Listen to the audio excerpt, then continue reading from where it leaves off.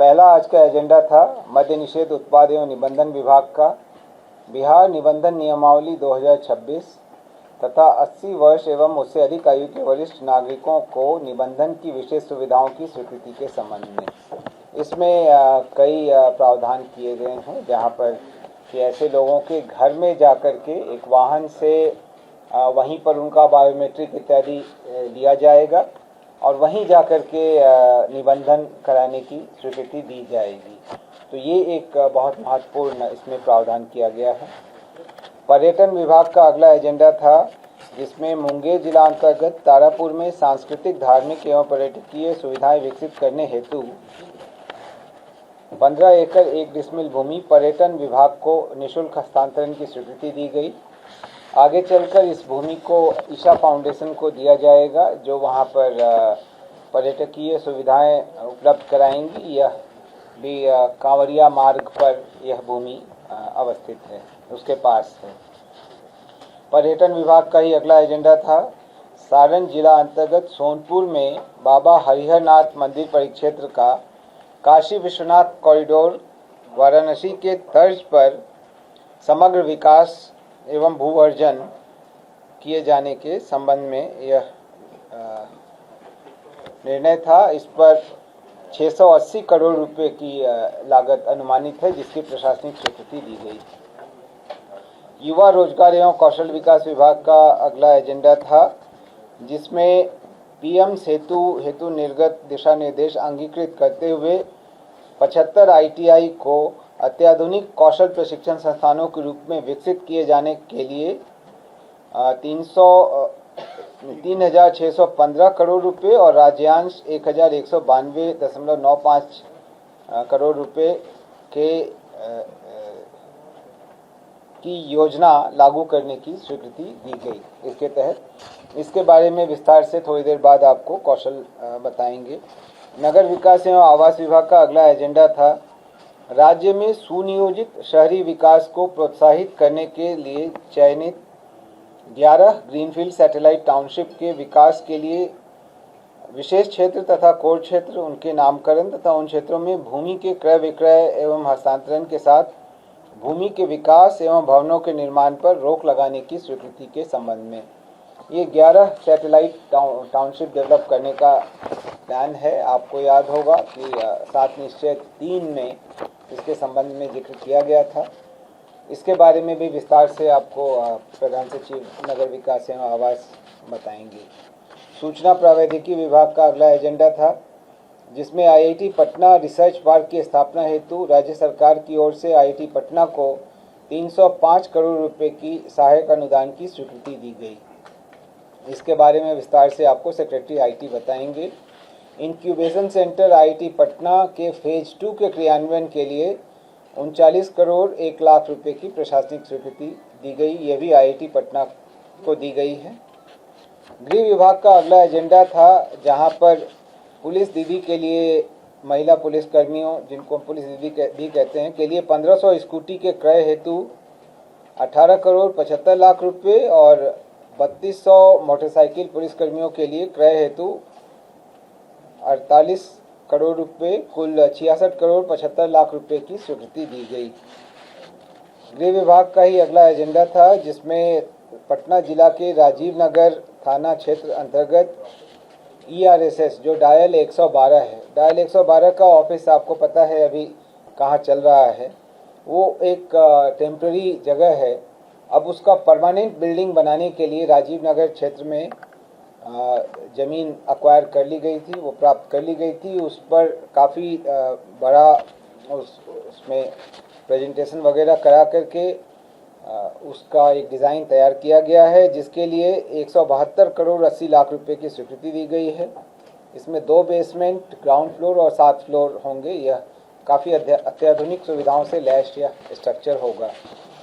गृह विभाग का ही अगला एजेंडा था, जहां बहुमंजिली भवनों की अग्नि सुरक्षा बचाव के लिए 62 मीटर ऊंचाई के एक हाइड्रोलिक प्लेटफॉर्म से टर्न टेबल एरियल लैडर के क्रय के लिए पूर्व के स्वीकृतादेश को संशोधित करते हुए नई स्वीकृति 18 करोड़ रुपए की दी गई है। अगला एजेंडा भी गृह विभाग का है, जिसमें राष्ट्रीय फॉरेंसिक साइंसेज यूनिवर्सिटी के लिए ऑफ कैंपस एवं केंद्रीय फॉरेंसिक साइंसेज लेबोरेटरी के आधारभूत संरचना के लिए पटना के पुनपुन अंचल मौजा डुमरी थाना 34 के विभिन्न खेसरा की कुल 50 एकड़ रैयती भूमि MBR 1617 के आधार पर भू अर्जन हेतु 287 करोड़ 16 लाख 95 हजार रुपये की स्वीकृति दी गई। इस जगह पर राष्ट्रीय फॉरेंसिक साइंसेज यूनिवर्सिटी का बिहार का कैंपस बनेगा और वहीं पर सेंट्रल फॉरेंसिक साइंसेज लेबोरेटरी जो है वो भी स्थापित होगा। इन दोनों की स्वीकृति गृह मंत्रालय भारत सरकार से मिल गई। कृषि विभाग का अगला एजेंडा था जिसमें नए राजकीय बीज गुणन प्रक्षेत्रों के स्थापना के लिए कृषि विभाग को शहरी बीज गुणन इकाइयों में उपलब्ध भूमि की दुगुना भूमि ग्रामीण क्षेत्र में उपलब्ध कराए जाने तथा शहरी बीज गुणन प्रक्षेत्रों की वर्णित भूमि को अन्य विभागों को विकासोन्मुख योजनाओं के प्रयोजनार्थ IDA के माध्यम से निःशुल्क उपलब्ध कराए जाने से संबंधित नीति निर्धारण की स्वीकृति दी गई। आपदा प्रबंधन विभाग का अगला एजेंडा था जिसमें सामूहिक सड़क दुर्घटना को राज्य की विशेष स्थानीय प्रकृति की आपदा के अंतर्गत शामिल करने एवं सामूहिक सड़क दुर्घटना में मृत व्यक्ति के परिजन व गंभीर रूप से घायल व्यक्ति को राज्य आपदा रिस्पांस फंड द्वारा निर्धारित प्रक्रिया एवं मानदंड के अनुरूप अनुग्रह अनुदान के भुगतान करने की स्वीकृति दी गई। ये 2021 के पूर्व यह लागू थी। 2022 से दूसरी योजना प्रारंभ हो गई थी। यह महसूस किया गया कि उसको फिर से प्रारंभ किया जाए, इसके लिए इसको लाया गया है।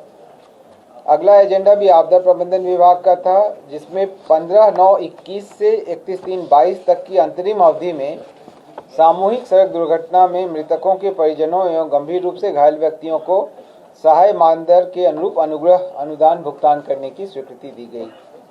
इन दोनों ही मामलों में यह पाया जाता रहा है कि जो एक्सीडेंटल क्लेम है हिट एंड रन का, उसमें प्रक्रिया के चलते थोड़ा वक्त लगता है।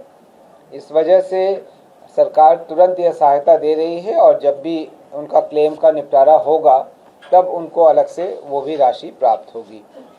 सूचना प्रयोग प्रौद्योगिकी विभाग का अगला एजेंडा है जिसमें सहयोग हेल्पलाइन की अधिष्ठापन हेतु कुल 72 करोड़ 76 लाख रुपए की प्रशासनिक स्वीकृति दी गई। इसके बारे में अभय आपको विस्तार से बताएंगे।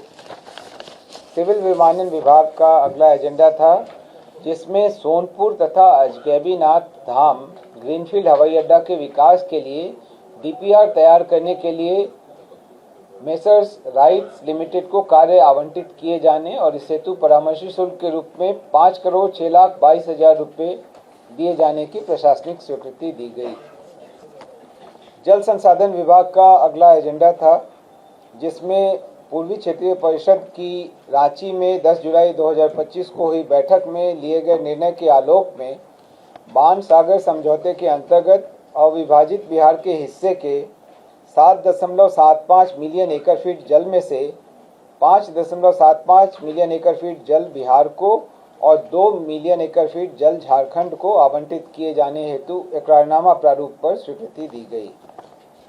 जल संसाधन विभाग का ही अगला एजेंडा था जिसमें प्रगति यात्रा के दौरान की गई घोषणा के आलोक में कैमूर जिला अंतर्गत जमानिया से ककरैत गंगा जल उद्वह सिंचाई योजना के कार्यान्वयन के लिए उत्तर प्रदेश में कुल 5.86339 हेक्टेयर भूमि को कार्यपालक अभियंता जमानिया पंप नहर प्रमंडल मोहनिया के माध्यम से क्रय किए जाने की स्वीकृति दी गई। उत्तर प्रदेश में इस तरीके की योजना है जहां रैयतों से लार के दर पर सीधे क्रय किया जा सकता है, उसी का उपयोग करके यह भूमि क्रय की जाएगी।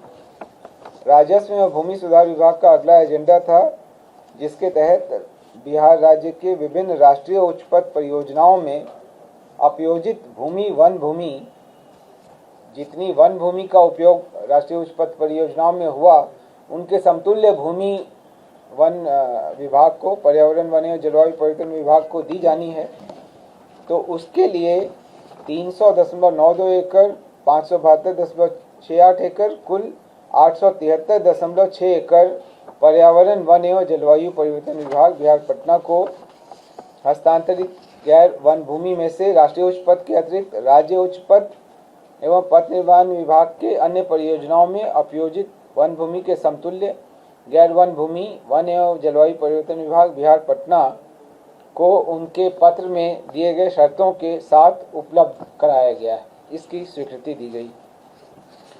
राजस्व एवं भूमि सुधार विभाग का अगला एजेंडा था, जिसमें दरभंगा हवाई अड्डा के करीब 1.35 एकड़ भूमि जो अनाबाद बिहार सरकार की भूमि है, उसे दरभंगा हवाई अड्डा के स्थायी सिविल एनक्लेव के निर्माण के लिए भारतीय विमानपत्तन प्राधिकरण को निःशुल्क स्थायी हस्तांतरण करने की स्वीकृति दी गई। राजस्व एवं भूमि सुधार विभाग का ही अगला एजेंडा था, जिसमें चाणक्य राष्ट्रीय विधि विश्वविद्यालय पटना के विस्तारीकरण हेतु मौजा पुरंदरपुर थाना 21 खाता 31 के अंतर्गत 7 एकड़ भवन निर्माण विभाग बिहार पटना के स्वामित्व की भूमि को निःशुल्क स्थायी हस्तांतरण की स्वीकृति दी गई। राजस्व एवं भूमि सुधार विभाग का ही अगला एजेंडा था, जिसमें बेगूसराय जिले में बरौनी अंचल के अंतर्गत 20 एकड़ गैर मजरूआ खास भूमि national institute of fashion technology के स्थापना हेतु उद्योग विभाग को अंतर विभागीय निःशुल्क स्थायी हस्तांतरण की स्वीकृति दी गई। राज्य में 11 नए टाउनशिप की घोषणा की थी, ताकि राज्य में प्लान तरीके से और नए जो हमारे शहर हैं उनको बसाने के लिए नई नीतियों का अनुसरण करते हुए हम शहरीकरण की तरफ बढ़ें। तो जो 11 टाउनशिप्स के कोर एरियाज़ हैं और जो आगे वो फैलकर स्पेशल एरिया तक फैलेंगे, ये कोर एरिया और स्पेशल एरिया टेक्निकल वर्ड है। कोर एरिया वो क्षेत्र है जहाँ पर सरकार सबसे पहले निर्माण कार्य आरंभ करेगी और एक मास्टर प्लान के हिसाब से कोर एरिया का विस्तार स्पेशल एरिया तक होगा और फिर धीरे धीरे वो उस पूरे शहर के मास्टर प्लान में वो तब्दील होगा। तो आज राज्य मंत्री परिषद ने 11 सैटेलाइट टाउन्स के नाम भी रखे और उनके कोर एरिया और स्पेशल एरिया को भी आज हम लोगों ने आज हम लोगों ने कैबिनेट की स्वीकृति उस पर ली है। पटना के पास जो कोर एरिया है, जो नया टाउनशिप बसेगा, उसका नाम पाटलिपुत्र है। सोनपुर के पास हरिहर नाथपुर, गया जी के पास मगध नाम से, दरभंगा के पास मिथिला नाम से, सहरसा के पास कोसी नाम से, पूर्णिया के पास पूर्णिया के ही नाम से, मुंगेर के पास अंग के नाम से, मुजफ्फरपुर के पास तिरहुत के नाम से, छपरा के पास सारण के नाम से, भागलपुर के पास विक्रमशिला के नाम पर और सीतामढ़ी के पास पूर्व से लिए गए निर्णय के अनुसार सीतापुरम के नाम से ये नए टाउनशिप्स विकसित किए जाएंगे। जो नए टाउनशिप्स होंगे उनके कोर एरिया का क्षेत्रफल अभी शुरुआत के लिए लगभग 800 एकड़ से लेकर 1200 एकड़ तक है और ये पूरी तरह जब फैलेगा तो कम से कम ये 10 गुना ज़्यादा क्षेत्रफल में फैल पाएगा। ये जो विकास होंगे वो उसके लिए जो बिहार में Bihar urban and planning development act 2012 का है और उसके तहत बिहार शहरी आयोजना स्कीम नियमावली बनाई गई 2025 में। उसके तहत हम लोग इन सभी क्षेत्रों का विकास करेंगे। मूल रूप से टाउनशिप के डेवलपमेंट के लिए land pooling, transit oriented development और निगोशिएटेड सेटलमेंट जैसे तकनीक का प्रयोग किया जाएगा। सबसे महत्वपूर्ण निर्णय यह भी लिया गया है कि ये सभी क्षेत्र जो हैं जहाँ पर मास्टर प्लान आने तक हमें वहाँ पर क्रय विक्रय हस्तांतरण और भूमि के विकास साथ साथ भवनों के निर्माण पर रोक लगानी होगी। तो पटना, सोनपुर, गयाजी, दरभंगा, सहरसा, पूर्णिया और मुंगेर यहाँ के टाउनशिप्स जो नए बनने जा रहे हैं, वहाँ पर हम लोग 31 मार्च 2027 तक किसी प्रकार के निर्माण कार्य, भूमि के क्रय विक्रय हस्तांतरण पर रोक लगा रहे हैं। अगर मास्टर प्लान पहले तैयार हो जाता है, जिसकी पूरी संभावना है, तो यह रोक पहले ही खत्म हो जाएगी। मुजफ्फरपुर, छपरा, भागलपुर और सीतामढ़ी के जो नए टाउनशिप्स हैं, उसके लिए जो मास्टर प्लान एरिया पहले से है उसमें थोड़ा एक्सपेंशन करने की ज़रूरत है। तो इसके लिए 3 महीने का अतिरिक्त समय लिया जा रहा है। तो इन 4 शहरों के पास जो नए टाउनशिप्स आने वाले हैं, यहाँ 30 जून 2027 तक भूमि के क्रय विक्रय हस्तांतरण, भूमि विकास और भवनों के निर्माण पर रोक लगाई जा रही है। जैसे ही मास्टर प्लान नोटिफाइड होगा इन जगहों पर, वैसे ही ये रोक हटा दी जाएगी और सामान्य तरीके से मास्टर प्लान के अनुसार भूमि के विकास और भवनों के निर्माण की अनुमति है।